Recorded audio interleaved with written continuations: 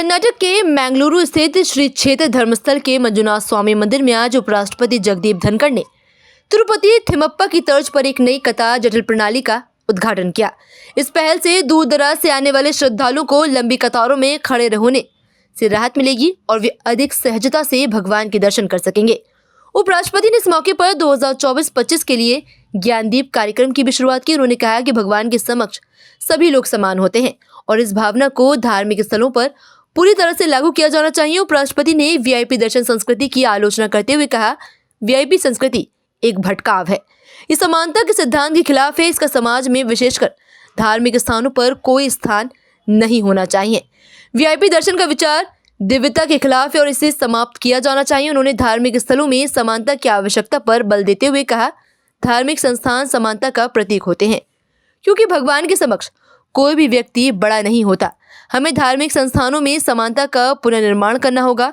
मुझे उम्मीद है कि यह धर्मस्थल इस दृष्टिकोण का आदर्श बनेगा और वीआईपी संस्कृति को हम हमेशा के लिए छोड़ देंगे। भारत को विश्व का आध्यात्मिक केंद्र बताते हुए उन्होंने गांव के महत्व पर भी जोर दिया। उपराष्ट्रपति ने कहा कि हमारा भारत गांव में बसा हुआ है, हमारी प्रगति का रास्ता गांव से होकर जाता है। गांव हमारी जीवन शैली, लोकतंत्र और अर्थव्यवस्था को परिभाषित करते हैं।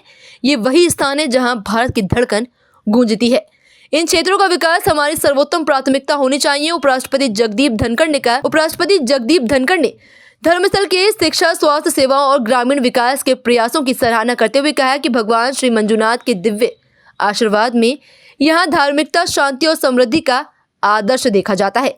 संध्या कतार परिसर सिर्फ एक भौतिक संरचना नहीं है, बल्कि ये हमारी समावेशिता, आतिथ्य और सेवा की सामूहिक प्रतिबद्धता का प्रतीक है। इससे पहले उपराष्ट्रपति ने मंजुनाथ स्वामी मंदिर में नए कतार परिसर की सुविधाओं का निरीक्षण भी किया, जिसमें 16 चौड़े गलियारों के साथ कुल 12,000 भक्तों के ठहरने की व्यवस्था है। यहाँ पर बारिश और धूप से बचाव के लिए सुविधाएं उपलब्ध हैं। साथ ही शौचालय और पीने के पानी की भी व्यवस्था की गई है। The outstanding feature of this complex is convenience for devotees and availing of technological advancements. India is a spiritual center of the world, and this place is a testament of it.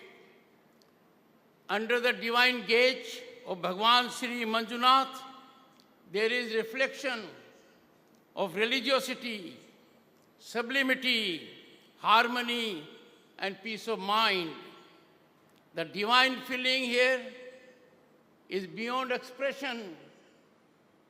Millions throng to this place in search of solace, blessings, and a divine connection.